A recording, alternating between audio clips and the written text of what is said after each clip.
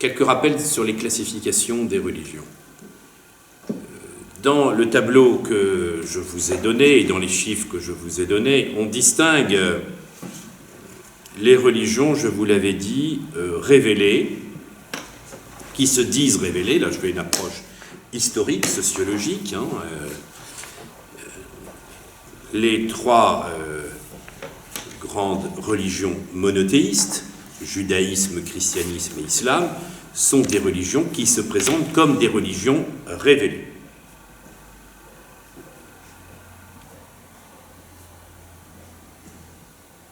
Avec à chaque fois des hommes évidemment ou des femmes qui reçoivent cette révélation, et puis un livre qui va être le témoin de la révélation.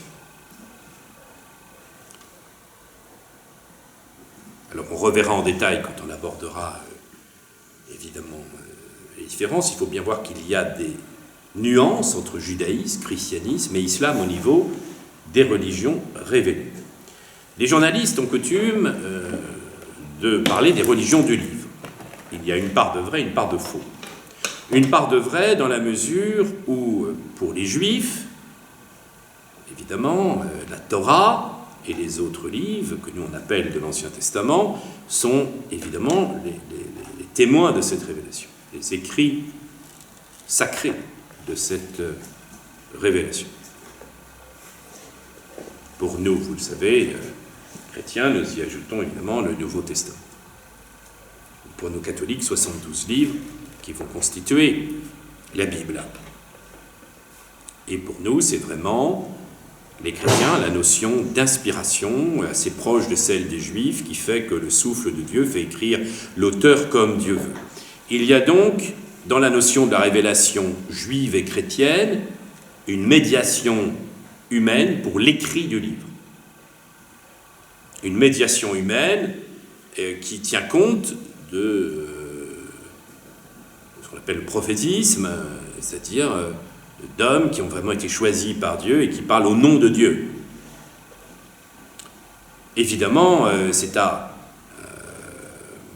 prophétisme ne s'applique pas forcément aux auteurs sacrés, car à tous les auteurs sacrés de la Bible, car ils n'étaient pas forcément conscients au moment où ils écrivaient qu'ils parlaient au nom de Dieu. C'est la communauté, dans le discernement qui va être fait, ce qu'on appellera la synagogue dans l'Ancien Testament pour nous, ou l'Église dans la Nouvelle Alliance, qui va faire le critère de discernement, qui va choisir et qui va éliminer des livres et qui va en garder d'autres. Il y a donc un travail de discernement de la communauté. Ça, c'est important pour comprendre l'élaboration du judaïsme et du christianisme. La communauté a donc une autorité sur le livre dans l'histoire de l'élaboration. C'est-à-dire qu'il ne s'est pas imposé à tout le monde, d'un seul coup, que le livre. Il faut bien comprendre que dans l'histoire et l'élaboration du judaïsme, la parole de Dieu s'est adressée aux patriarches, aux prophètes, que les hommes commencent par imposer leur personnalité, avec des critères de miracles, de sainteté, qui s'imposent au peuple. Ils écrivent, parce qu'on fait remonter, la tradition fait remonter le Pentateuque à Moïse, enfin ils écrivent en tout cas la loi pour l'Ancien Testament, et ensuite, eh bien, le livre va s'imposer.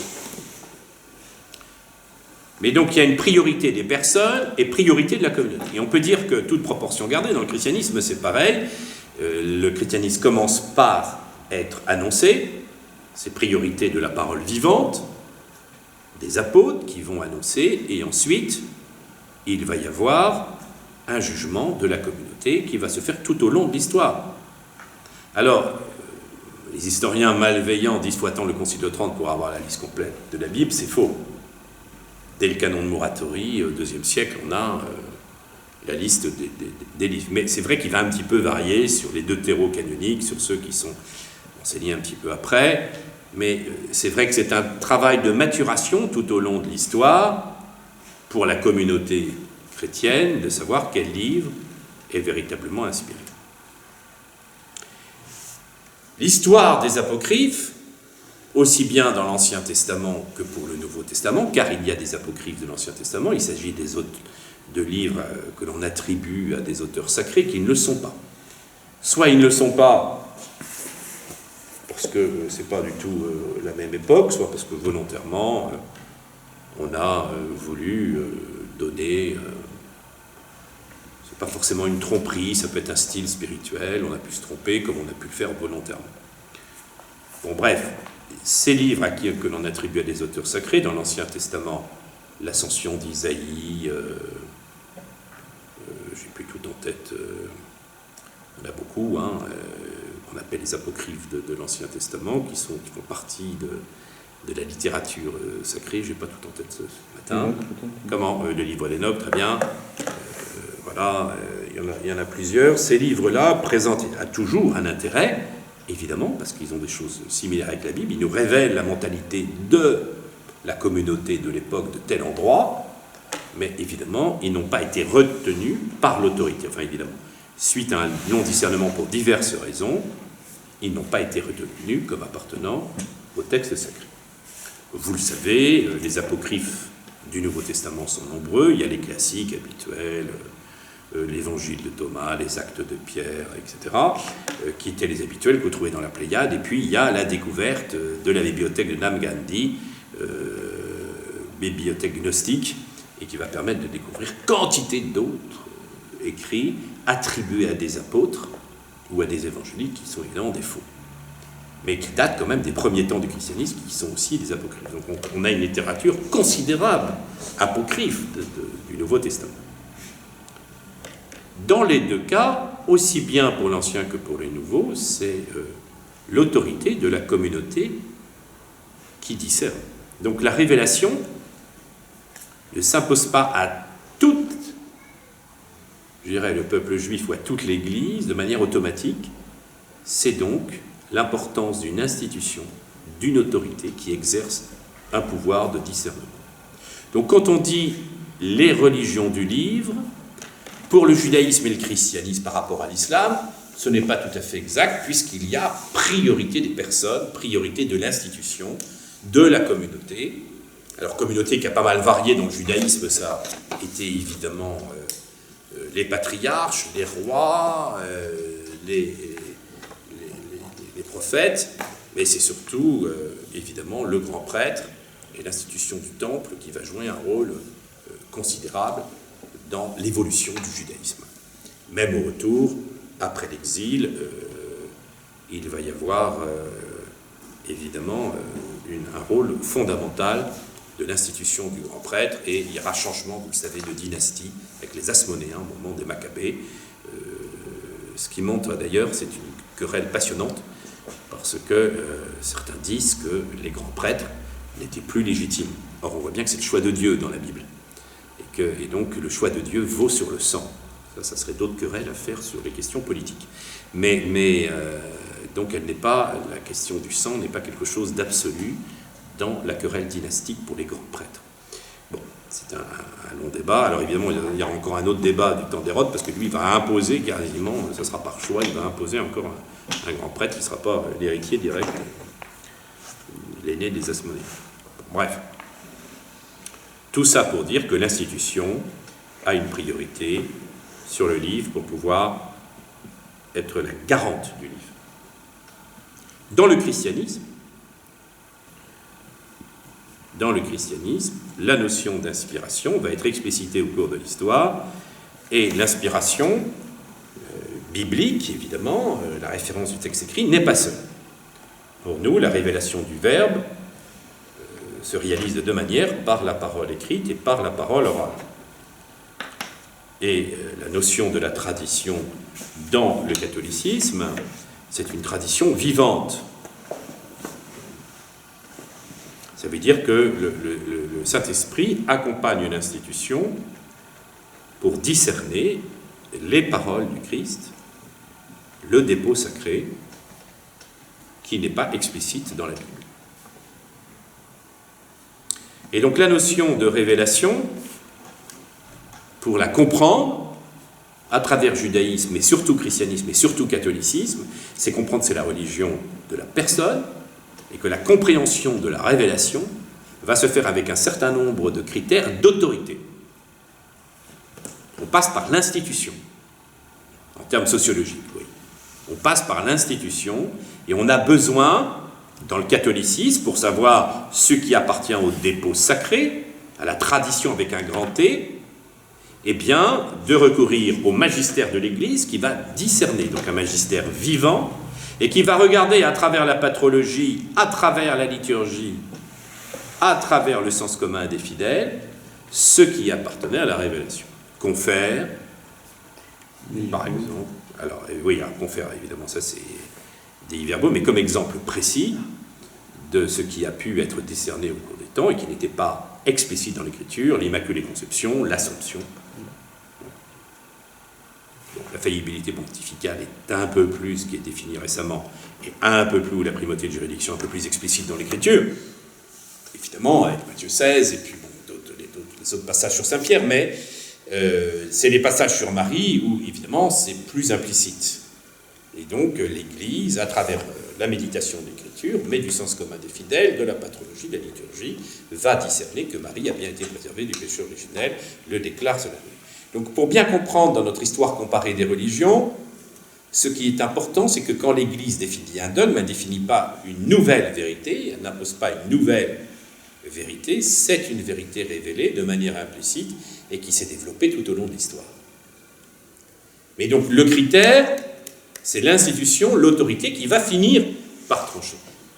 Et donc, nous pouvons dire que le christianisme est la religion d'interprétation. Et pour le catholicisme, une interprétation vivante. La difficulté pour les protestants, c'est que la seule autorité est le texte écrit. Et la difficulté pour les orthodoxes, pour certaines, en tout cas communautés orthodoxes, c'est que la seule autorité est le premier millénaire. Et les conciles autres que l'écriture. Protestants, écriture seule. Orthodoxie, premier millénaire, et une autorité particulière, et les conciles œcuméniques qui n'ont jamais pu être faits, puisque le dernier, qui date d'il y a 3 ans, 4 ans, je ne sais plus, a été un échec. Donc il y a bien une notion de tradition chez nos frères orthodoxes, mais une tradition, évidemment, qui n'est plus vivante. L'institution ne peut que recourir à une tradition passée pour expliciter l'Écriture. On s'entend de manière solennelle, parce que c'est sûr qu'il y a des quantités, il y a une richesse théologique dans l'orthodoxie, n'y voyez pas une critique acerbe ou évidemment réductrice, parce que l'orthodoxie c'est un monde, il est très complexe. En tout cas, tout ça pour dire que donc le catholicisme a une vision très particulière du rapport au livre et du rapport à la révélation, c'est qu'on est encore dans on passe par une institution et une compréhension vivante, qui n'a pas fini jusqu'à la fin des temps, de ce mystère de révélation. Donc il y a, et ça c'est très important pour comprendre le catholicisme, un développement homogène de la compréhension, un développement vivant de cette compréhension. Alors on pourrait dire, oui, mais les protestants aussi, quand ils lisent l'Écriture seule, il y a toujours au cours des temps. Sauf que c'est une affaire subjective, personnelle, qui ne s'impose pas à l'ensemble du protestantisme. Et pour l'orthodoxie, ça sera très lié, évidemment, à la personnalité de tel ou tel théologien, de tel ou tel évêque, mais il n'y aura pas, pour l'ensemble de l'orthodoxie, une compréhension de la révélation qui va s'imposer, il faut un concile œcuménique. Dans l'Église, il n'y a pas que le concile œcuménique, il y a l'autorité évidemment pontificale, l'ensemble des évêques et du pape, qui permettra de donner à l'ensemble de l'Église une compréhension de cette révélation. Confère, par exemple, Jean-Paul II, à travers pour un exemple, à travers la compréhension de l'ordination des femmes et de son opposition catégorique à l'ordination des femmes, il prend sa source dans l'Écriture, la tradition, la compréhension d'un certain nombre d'événements contemporains, etc. Bon, il y a d'autres sujets, évidemment, je pense qu'il est passé par la tête.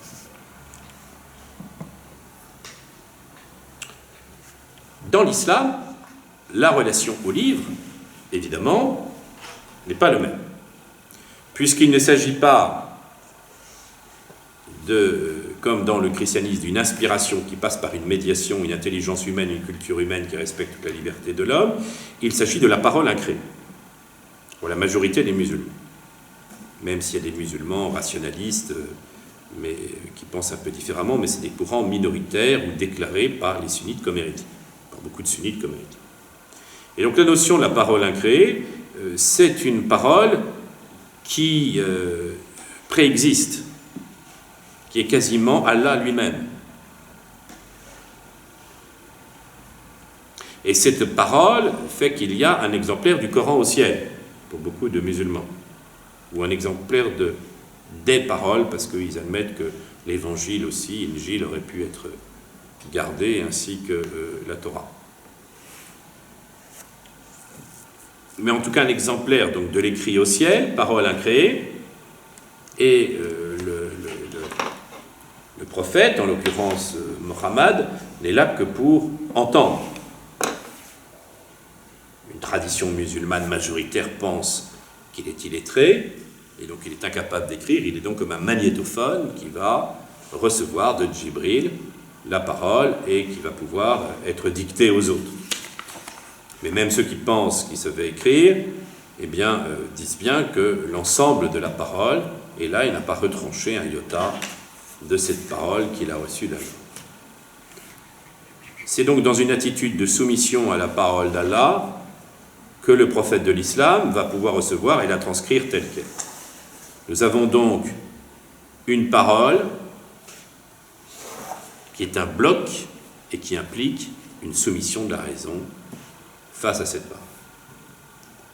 Le prophète n'est que l'instrument matériel. C'est le crayon, le stylo pour un auteur. L'auteur étant Allah lui-même, mais c'est-à-dire que le prophète ne devient qu'un objet matériel, vous voyez, qu'un instrument, une cause instrumentale matérielle, on dirait en philosophie. Donc les journalistes ont tort de présenter de manière indistincte les religions monothéistes comme des religions du livre. Il y a un rapport au livre, mais qui n'est pas le même. Oui ? L'expression est musulmane, en fait, de religion du livre. Oui, elle est principalement musulmane, mais c'est vrai qu'elle était... Elle a été reprise beaucoup par des chrétiens, mais bien sûr, nous sommes la religion, évidemment, de la personne, mais c'est passé dans le langage courant. C'est passé dans le langage courant, et de fait, le rapport au livre est très important dans notre foi chrétienne, puisque la Bible est aussi, évidemment, la source de la révélation, et c'est par ce moyen que nous connaissons le Christ, et que nous avons une vie spirituelle, et que nous trouvons vraiment l'institution aussi de notre Église. Donc, et que c'est la vie au quotidien, la vie spirituelle au quotidien, qui est évidemment alimentée par la parole écrite, donc c'est quand même pas rien. Et il y a toujours un rapport, comme le dit Dei Verbum, entre tradition et écriture, et qu'ils se complètent l'un et l'autre. Mais vous avez bien compris donc la différence de nuances, et ça aura des répercussions énormes.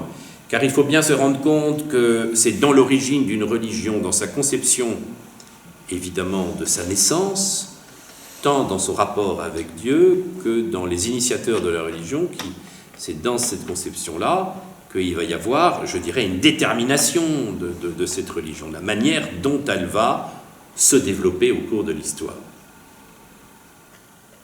Et il est évident que les premiers temps de l'islam sont tout à fait liés à la conception que l'islam a du livre. Et donc le rapport au texte, le rapport au prophète, la conception du prophète qu'on va avoir, va déterminer l'agir moral. Et c'est très important. Dans une religion, on doit savoir d'où elle vient, avec qui elle s'est construite, et où elle va, quelle va être son espérance. C'est ce qui nous permet de comprendre l'essence même d'une religion.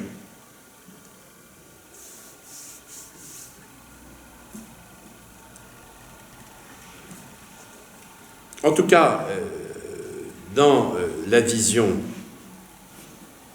évidemment, musulmane, juive et chrétienne, là, il peut y avoir un point commun, outre les références communes, l'Orient, des prophètes communs, beaucoup de choses qui peuvent sembler, pour un regard, je dirais, un peu extérieur, il y a beaucoup de choses qui sont communes. Et, on avait notre ami humoriste Henri Tizot qui aimait beaucoup faire les liens entre le Coran, la Torah, l'Évangile. Voilà. Alors, ça c'est des choses qu'on peut s'amuser à faire, vous voyez, en disant beaucoup de choses communes, beaucoup d'expressions communes, beaucoup de choses. Bon, et il y a une tendance interreligieuse qui voudrait nous montrer cela.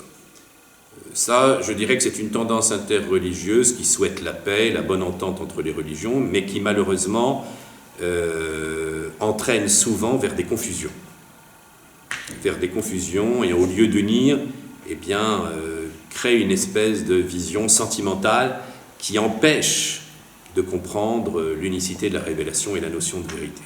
Et finit par exaspérer aussi bien certains chrétiens que certains musulmans, certains juifs.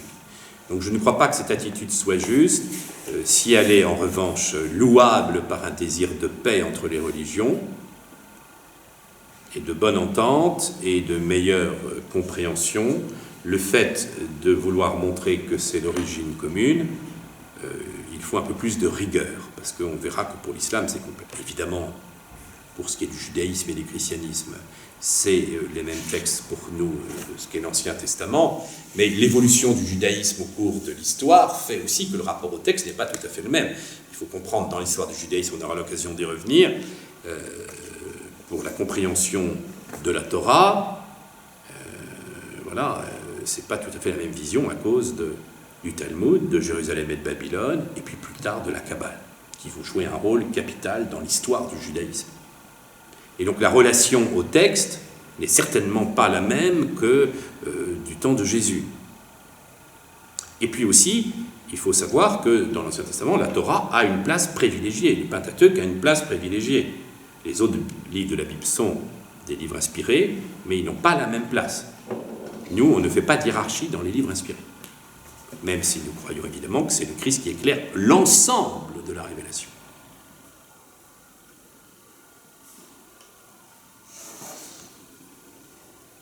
Donc pour résumer l'approche des religions monothéistes,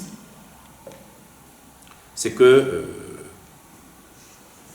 nous sommes, pour nous, dans le catholicisme, comme je vous disais, la religion de l'interprétation. Qu'il est fondamental, l'herméneutique est une vision fondamentale. Alors qu'il peut avoir ses excès, parce que, c'est-à-dire la science de l'interprétation, mais elle fait partie de l'histoire du christianisme. Alors après, il y a l'herméneutique de l'herméneutique, donc c'est un peu le serpent qui peut se mordre la queue, parce qu'on n'en finit pas, certains peuvent aller trop loin, mais il est évident que l'herméneutique fait partie de l'histoire du christianisme. Et que c'est important, et qu'il ne s'agit pas simplement d'une interprétation législative, comme ce sera le cas dans l'islam, il s'agit d'une véritable interprétation de la révélation.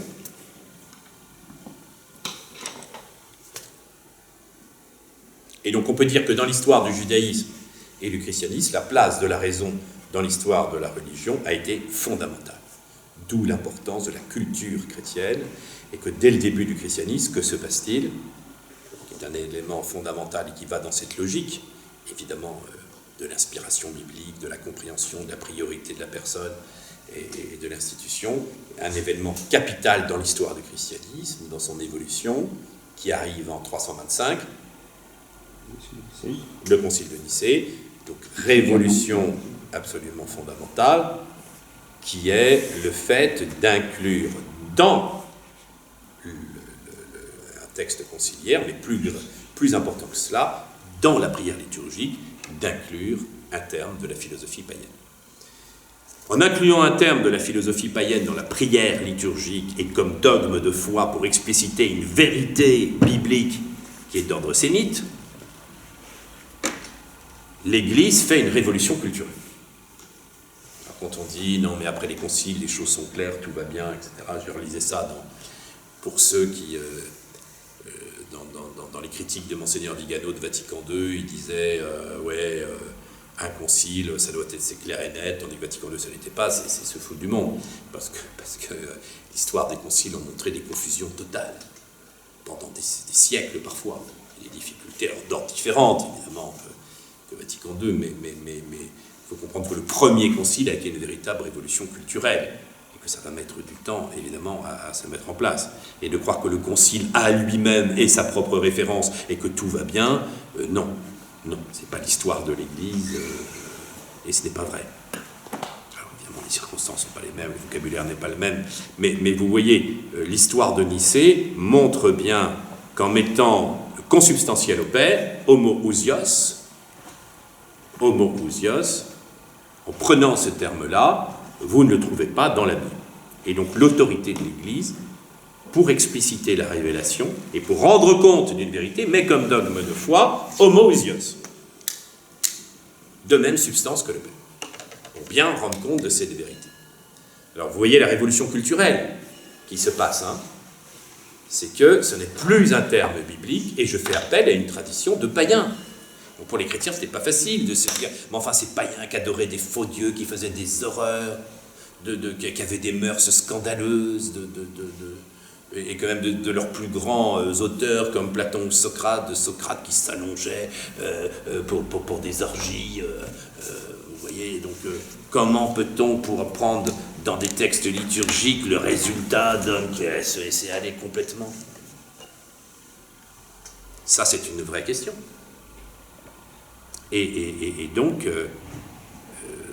c'est une confiance que l'Église fait à la nature humaine et à l'intelligence humaine qu'elle va pouvoir, d'une certaine manière, baptiser la culture, baptiser la raison. Ça va être toute l'histoire de l'Église.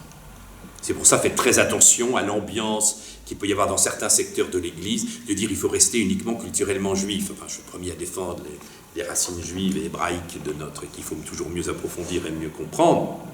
Mais il ne faut pas le nier comme étant du paganisme et une erreur de l'histoire, une rationalisation de la foi chrétienne à cause de Nicée et à cause ensuite de la scolastique qui va beaucoup trop rationaliser parce qu'on va faire appel à une culture païenne pour expliquer le christianisme et on est emprisonné pour ça et c'est à cause de ça que l'intelligence va mal et que le christianisme va mal. C'est une aberration, c'est nier toute l'histoire du catholicisme et que justement le propre du catholicisme c'est d'avoir baptisé la culture, baptisé la raison et elle a construit son dogme à travers cette réalité-là. Et que pour rendre compte de la présence réelle, ce n'est pas au choix, la présence substantielle n'est pas au choix, comme j'entends dire dans certains séminaires, ou quelle idée de la substance, tout ça dépend. Ben non, ça a été tranché par le magistère, et on doit tenir compte de saint Thomas, du Concile de Trente, de Vatican II, et surtout de Paul VI, Mysterium Filii, et de Jean-Paul II, évidemment, son encyclique sur l'Eucharistie. Donc ça, c'est très important, et donc, il faut relire Fides et Ratio, qui nous montre...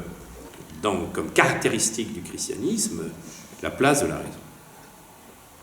Alors, comme vision encore un peu extérieure sur la religion, avant d'aborder la vertu de religion, regardons, je vous le disais, des démarches très différentes de la révélation.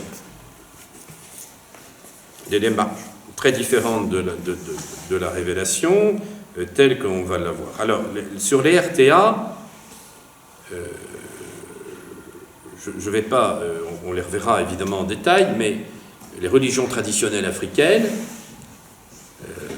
nous ne sommes pas forcément en présence de révélation divine.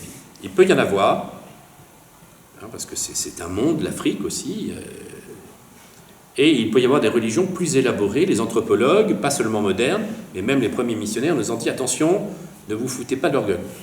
C'est pas, il y a quelque chose, il y a une vraie recherche. Certains avaient élaboré des religions avec un Dieu unique, un paradis, un enfer, et certains auteurs, comme toujours notre grand monseigneur Gaume, dit qu'il y a même des traces aussi d'annonces du christianisme à travers ces religions. C'est la grande thèse de plusieurs anthropologues et chercheurs de religion, chercheurs dans les religions, dans les premières thèses chez les catholiques de religion comparée, soit chez les jésuites, soit chez monseigneur Gaume. Eh bien, pour lui, c'est intéressant parce que nous trouvons des traces d'annonces du christianisme à travers les mythes. Donc beaucoup de mythes en Afrique. Et à travers les RTA, nous avons une approche évidemment différente, ce ne sera pas la priorité de la révélation, Et de la parole de Dieu, nous pouvons avoir évidemment la divinisation des forces de la nature, ce qui va être classique dans les religions aussi, dans certaines religions antiques. Divinisation des forces de la nature, évidemment comme la plupart des religions, un culte autour des morts, qui va jouer un rôle important, et le voyage de l'âme. Beaucoup de religions se construisent autour de la mort. Mais ce qui sera important, qu'on retrouvera dans certaines religions asiatiques, ce qui sera la caractérisation des RTA, c'est l'animisme, c'est-à-dire une présence spirituelle aux forces de la nature ou aux réalités terrestres. L'animisme, reconnaître une âme spirituelle aux choses, aux animaux, aux objets, à des personnes. Et puis, comme caractéristique, à la différence de la priorité de la révélation, il y aura évidemment la place de la magie. Vous avez déjà un petit peu expliqué ça. Quelle est la différence de la magie et de la religion? La religion nous relie à la divinité, et donc il y a une attitude vertueuse de l'homme vis-à-vis qui devrait être vertueuse vis-à-vis de l'auteur du monde et vis-à-vis des forces supranaturelles. Là, dans l'attitude magique, à la différence de la religion, on n'est pas dans une attitude d'adoration, de soumission ou vertueuse, on est dans l'appropriation des pouvoirs divins. C'est l'appropriation des pouvoirs divins. Et donc ça, c'est toujours une tentation pour les religions. Donc je veux avoir la force de Dieu. Alors je vais jeter un sort, transformer quelqu'un en puma, ou vouloir, comme dans Haïti, chevaucher quelqu'un, par exemple, ou demander à être chevauché par un homme animal. Donc ce sont des réalités assez présentes. Ça va être en Afrique rencontrer des femmes serpents, ou qui se trouvent surtout dans les eaux, je ne sais plus comment elles s'appellent déjà dans certaines tribus africaines, vous voyez des sortes de femmes sirènes ou de femmes qui traînent près de l'eau. Donc on est dans la vision, c'est-à-dire que ce n'est pas simplement la rencontre avec des forces supranaturelles, on est subjugué par la magie. Et on veut s'approprier des pouvoirs magiques, donc jeter des sorts pour avoir des filtres, par exemple des filtres d'amour. Vous voyez des filtres d'amour, ou balancer des cuisses de poulet pour, par exemple, faire tuer quelqu'un. Vous tuez un poulet, voilà, alors vous avez quantité, voilà, en versant le sang de l'animal sur la personne, vous allez jeter des malédictions. Donc c'est s'approprier des pouvoirs supranaturels afin d'exercer une autorité sur les autres. C'est l'inverse de la religion. Et donc souvent au service des caprices de l'homme, de son orgueil, de son désir de sexualité, de richesse. Alors ça peut être une caractéristique de certaines religions. Alors on le voit dans les sectes, il ne faut pas se dire c'est quelque chose qui serait propre au RTA, non. C'est des caractéristiques dans certaines RTA, c'est typique dans les sectes, et qui sont pourtant d'origine de pays industrialisés occidentaux. On pourra parler des phénomènes des sectes, mais vous pouvez avoir des aspects complètement délirants, où justement la magie va jouer un rôle prioritaire, et comment il va y avoir une appropriation du religieux pour pouvoir exercer. Alors ce ne sera pas d'ailleurs forcément avec l'appropriation de forces supranaturelles, mais en tout cas l'appropriation du thème religieux pour manipuler la personne. Alors, soit par l'orgueil pour avoir une autorité évidemment qui empêche la liberté, la secte va se définir par une atteinte au droit naturel, à la différence de la religion, donc ça va être pour avoir une autorité sur la personne, donc on l'empêche de dormir, on lui enseigne des contre-vérités, on est dans le mensonge continuel, on est dans la peur, soit pour, donc ça c'est pour avoir une autorité psychologique sur la personne, c'est-à-dire que c'est une forme de magie moderne, c'est utiliser le religieux pour avoir une autorité, soit dans la secte pour avoir les richesses de la personne. Donc la religion est intéressée pour s'approprier des biens, donc on demande la fortune des gens, soit pour avoir aussi une emprise sexuelle. Donc ça, c'est caractéristique de beaucoup de sectes. Je pense aux enfants de Dieu, par exemple créés par Moïse David dans les années 70-80, qui étaient d'origine protestante américaine, et Moïse David avait enseigné comme moyen de propager la foi que les filles soient prostituées au nom de l'Évangile, pour annoncer pour annoncer la bonne nouvelle. Et lui-même, évidemment, se réservait un droit, comme toujours, d'utiliser la religion pour avoir une sorte de droit de cuissage. Vous aviez ça aussi dans la secte du suicide collectif aux États-Unis, c'était Waou, dans les années 90. Watou, c'était un pasteur qui s'enfermait, et la police qui arrivait, c'était des Babyloniens. Et donc il s'était enfermé, il avait une espèce dans son enceinte, un droit sur toutes les filles, et d'ailleurs il devait engendrer le retour du Christ, donc toutes les femmes devaient se donner à lui, c'est lui qui devait engendrer. Donc vous voyez, je ne sais plus comment s'appelait ce gars-là, mais en plus il ressemblait à Moïse David. Généralement des gars... évidemment des gars allumés, mais qui avaient une certaine emprise, ou alors évidemment le révérend Jones, de la secte de Guyana, le plus gros suicide collectif de l'histoire avec Masada, mais le plus gros suicide collectif dans 78-79, 900 personnes se sont tuées. Alors il y a un film qui a été fait, ce serait bien qui est introuvable maintenant, qui montre un peu tout le processus de la secte. La secte de Guyana, de Jim Jones, qui était un pasteur, si je ne m'abuse, de Chicago, et qui a emmené toute sa communauté vivre en Guyana. Vous voyez, il y a la Guyane anglaise.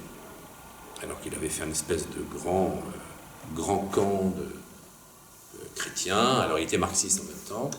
Et donc il a imposé une espèce de dictature. Et puis il a annoncé la fin du monde. Il y a une délégation du Sénat américain qui est venue les rendre visite. Il les a tous butés. Il les a tous tués. Donc toute la délégation qui est arrivée, ils sont passés à la casserole.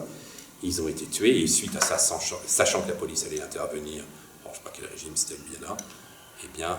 il a donné du poison à tout le monde. Et puis ceux qui hésitaient à prendre le poison, ils ont été aidés. Il y a eu très peu de rescapés, très peu de rescapés, peut-être une dizaine.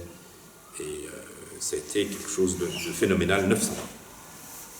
La secte de Guyane. Alors ça, c'est typique évidemment d'une paranoïa. Alors c'est pas simplement l'appropriation de pouvoirs religieux et de gens qui sont des despotes, c'est évidemment une paranoïa, c'est une forme de folie. Il y a dans le phénomène sectaire religieux des formes évidemment d'obsession, de paranoïa, qui permettent évidemment d'établir une véritable emprise, et le but, une emprise qui va jusqu'à la destruction totale, c'est la mort. Et c'est intéressant de voir comme phénomène sectaire souvent que le thème du suicide collectif revient, parce que le but c'est la mort. C'est-à-dire que la parodie de la religion finit par conduire à la mort. Comme on pourrait dire, chez les kamikazes dans l'islam, la parodie de la religion qui est véritablement, c'est une parodie de vouloir étendre la religion par le terrorisme, en sachant que le sommet de la vertu de religion, c'est de donner sa vie pour les autres. Il y a dans le terrorisme l'inversion du sommet de la religion. Donner sa vie pour ses amis devient tuer pour sa foi. Et donc l'assassinat devient la parodie. Et ça, c'est vraiment l'inversion du diable.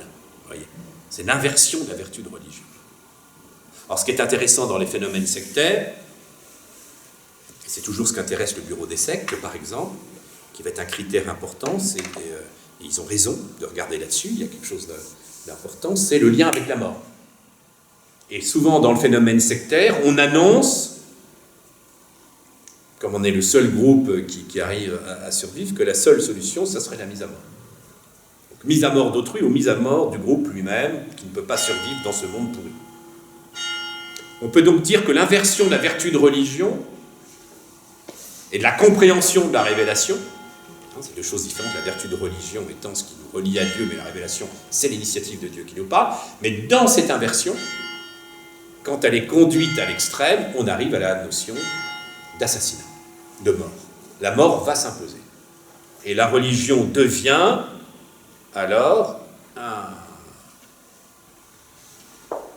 une cause de mort, au lieu de devenir véritablement cette vertu qui nous relie au Créateur et qui est source de vie, devient véritablement un objet de mort. Alors on le voit, évidemment, je vous citais donc les RTA à travers la magie, le sommet de la magie, évidemment, magie encore une fois, hein, je ne parle pas de la prestidigitation et de Gérard Majax, comme je le disais l'autre fois, et des boîtes pour faire disparaître le pigeon. Non, il s'agit vraiment d'invocation de divinité pour s'approprier un pouvoir, et le sommet, c'est la mort. C'est de pouvoir jeter un sort et de tuer quelqu'un. Et ce qui est assez mystérieux d'ailleurs au point de vue théologique, certains missionnaires disent que ça marche. Ce qui n'est pas sans poser de questions théologiques, hein, et que ça marche parce que jusqu'où le diable a le pouvoir de mettre à mort quelqu'un. Et donc de gens qui seraient assassinés par des rituels magiques. C'est une vraie question théologique, hein, dont je ne veux pas la résoudre aujourd'hui, mais parce que normalement le diable n'a pas pouvoir de vie et de mort, disent certains, la majorité des théologiens. Mais le Seigneur pourrait permettre, évidemment, que dans le mal, hein, de même qu'il permet qu'il y ait des tueurs et des assassins, et Dieu n'intervient pas à chaque fois qu'il y a un assassin ou qu'il y a un sadique pour l'empêcher, eh bien, on peut imaginer aussi qu'il y a un certain pouvoir qui soit donné, supranaturel, aux démons, pour pouvoir conduire jusqu'à la mort. Qu'un certain pouvoir soit permis. Bon, c'est une vraie question, et là vous vous rendez bien compte que c'est l'inversion de la religion. Parmi les caractéristiques de la magie, il y a le fétichisme, on y reviendra, qui va être une sorte, dans le fétichisme, vous voyez, d'obsession et de divinisation, vous voyez, de symboles religieux, avec un caractère souvent psychiatrique, hein, un aspect vraiment d'obsession psychologique. Et donc de réduction du religieux à certains symboles. Là aussi, il faut faire attention dans nos jugements, parce que dans la critique progressiste, ou la critique du modernisme idéologique, évidemment, la vénération d'une statue ou d'un lieu de pèlerinage relève du fétichisme. Alors évidemment, on n'est pas aidé si on s'aperçoit qu'une personne réduit sa religion à embrasser une icône et pendant ce temps-là va, je ne sais pas, comme une mafia albanaise par exemple, va trucider quelqu'un, va embrasser l'icône après, ou la mafia sicilienne qui va voir une statue de Marie qui va l'embrasser et qui après va éliminer des gosses. Bon, vous voyez, évidemment, ça n'aide pas. Et il peut y avoir ou des gens tarés qui vont devant une statue faire quantité de choses incroyables. Mais dans ces excès, évidemment dans ces défauts, il faut avoir un jugement nuancé, parce que c'est un vrai débat qui a eu lieu à l'intérieur de l'Église. C'est un vrai débat. Quelle est la place de l'objet religieux? Est-ce qu'on est dans le fétichisme, par exemple, de bénir des maisons, bénir des objets, bénir des avions, des voitures, des motos, voilà. Donc bénir les objets, bénir des animaux, organiser même des rassemblements pour les animaux. Vous voyez, il y a des prêtres qui organisent des rassemblements avec chiens, chats, des poules, nombreuses poules qui viennent, et donc, de toutes sortes. Et donc, et qui vont tous venir, par exemple, dans l'église, et ça va faire évidemment une jungle incroyable. Et donc, du coup, c'est une vraie question que posent certains en disant, mais est-ce que vous ne risquez pas, à travers ces bénédictions d'animaux qui sont déchaînées, souvent au moment de ces offices, hein, est-ce que vous ne risquez pas de tomber dans un fétichisme?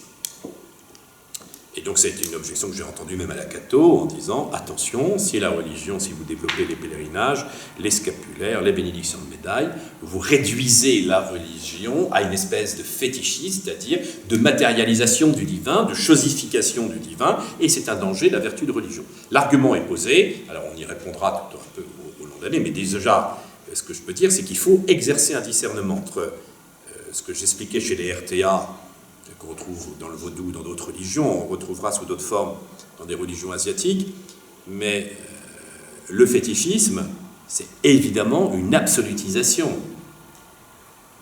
c'est une appropriation, évidemment, de pouvoir divin dans un objet. S'il est clairement expliqué dans la religion que l'objet est un appel à la conversion et nous renvoie à une autre réalité, évidemment, qui n'est pas dans l'objet, mais qui est extérieure aussi à l'objet, évidemment, on n'est pas dans la fétichisation. Donc, la vénération bien expliquée d'une statue, ce n'est pas que le saint soit la statue, mais il nous renvoie par symbolisme, et il nous renvoie, évidemment, au saint qui est dans la gloire du ciel. C'est toute la compréhension du symbolisme en matière religieuse. Peut-on représenter Dieu, les saints? Donc c'est un long débat qui a eu lieu. Mais vous voyez, pour le traiter d'une manière sociologique, le symbolisme en matière religieuse n'est pas forcément le fétichisme. Il peut même y avoir une énorme vénération, par exemple, devant une représentation, des milliers de personnes devant une croix qui n'aura même pas de relique, devant une croix représentée ou devant une statue. Et on pourrait se dire, c'est du fétichisme et c'est de l'idolâtrie. Bien non, parce que dans l'esprit des gens, clairement expliqué par les principes de la religion, ça nous renvoie à Marie qui est dans la gloire du ciel, par exemple, ou à la croix qui est l'objet du salut. Donc ça demande, évidemment, de ne pas avoir dans le domaine religieux, ce qui est très difficile pour les journalistes aujourd'hui, un regard superficiel, mais avoir un regard théologique et de comprendre, au-delà des apparences et des gestes, ce que ça signifie. Donc, de fait, la phénoménologie n'est pas inexistante de la religion, elle est importante. Alors, le débat s'est posé pour que vous compreniez l'enjeu, au moment de Jean-Paul II, qui est allé assez loin dans le dialogue interreligieux, jusqu'à recevoir des gestes religieux, comme par exemple le signe de Shiva. Le signe de Shiva sur le front, ou, je ne sais plus, en Afrique, il avait brûlé de l'encens. Et donc, du coup, argument de la fraternité Saint-Pédis, très proche de l'argument des évangéliques, avec la même violence, le pape est tombé dans l'idolâtrie. Le pape est tombé dans l'idolâtrie, sans analyser quelle est la signification de ce geste dans cette religion, comment il est perçu quand il donne à l'autre, qu'est-ce que la personne qui le reçoit a dit publiquement. Donc vous apercevez qu'il y a des gestes qui font partie d'une culture, parce qu'une religion, c'est aussi un phénomène culturel. Or, le signe de Shiva, les femmes catholiques le portent là-bas. C'est un signe culturel, ce n'est pas qu'un signe religieux. Et le fait qu'il était religieux au départ, est-ce que cela, c'est du néopaganisme? Ben non, pas forcément. Sinon, vous niez toute l'histoire du christianisme aussi en Europe, et de beaucoup de, je pourrais vous faire la liste de beaucoup de signes et de gestes qui ont eu des origines païennes. Et donc, du coup, c'est une vraie compréhension de ne pas avoir un regard superficiel et dire « Ah, ça y est, il a fait le signe !» Voilà. Alors, plus délicat, évidemment, quand Jean-Paul II a embrassé le Coran, quand il a été remis par des Irakiens chiites au moment de la première guerre du Golfe, ça n'a pas eu lieu au cours d'une cérémonie, je tiens à préciser, mais par respect, embrasser le Coran. Qu'est-ce que le pape a voulu dire et faire? On aura l'occasion d'en reparler. Mais il ne faut pas s'emballer immédiatement. Des signes religieux, vous voyez, ne veulent pas forcément dire qu'immédiatement on est dans la fétichisation ou dans l'idolâtrie. C'est un peu plus complexe, il faut savoir quel est le symbolisme religieux et comment il est perçu par les uns et par les autres. Ce qui expliquera aussi la complexité des rites chinois et l'attitude changeante de l'Église. C'est quand vous étudiez les rites chinois, ça y perd la tête. Donc c'est pas yin-yang, mais vous savez y perd la tête. Pourquoi? Parce que l'Église va changer plusieurs fois d'attitude, au XVIIe, au XVIIIe, au XIXe, au XXe, jusqu'au moment où Pie XII tranche en disant ouais, c'est bon, vous pouvez y aller. Puis Jean-Paul II évidemment aussi. Mais ça va être extrêmement complexe. Pourquoi? Ça va être l'attitude vis-à-vis de certains gestes, certains signes, mais parce qu'ils ne sont pas perçus de la même manière au même moment. Enfin, dans ces moments différents. Et donc il y aura une évolution, c'est-à-dire la vénération par exemple des ancêtres. Si les ancêtres sont divinisés et que c'est un absolu, l'Église dit non. Et à certaines périodes, ça peut être vécu comme cela. Mais si c'est un grand respect qu'on considère par ce geste-là que nos ancêtres, eh bien, c'est une manière de vivre la charité, de vivre la prière et qu'on espère leur gloire dans le ciel, oui. Et donc, les gestes religieux sont complexes. Ils sont liés évidemment à une vision des choses. Donc voilà sur les différentes approches, ce qui montre que tout ne vient pas de Dieu et du diable. La vertu de religion est une vertu qui est blessée, je termine là-dessus, blessée par le péché originel, et qui peut évidemment verser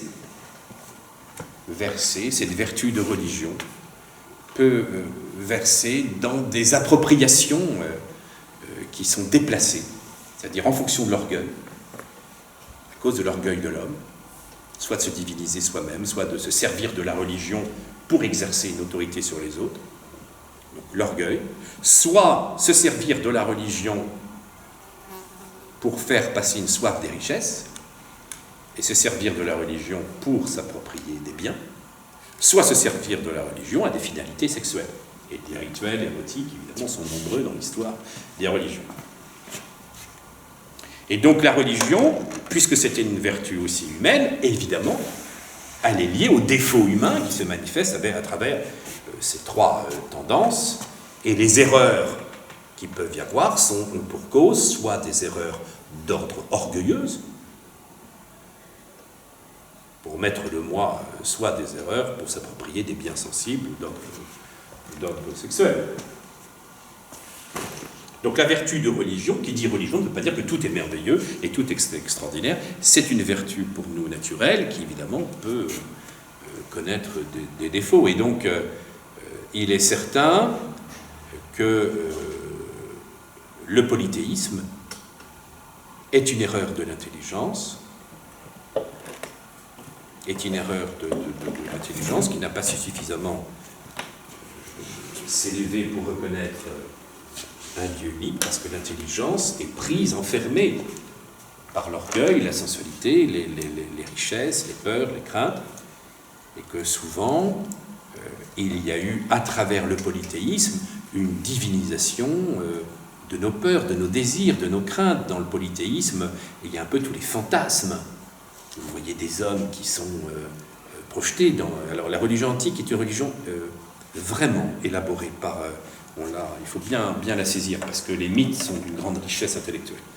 Mais même là, on a quand même, à travers... Pourquoi on maintient le polythéisme?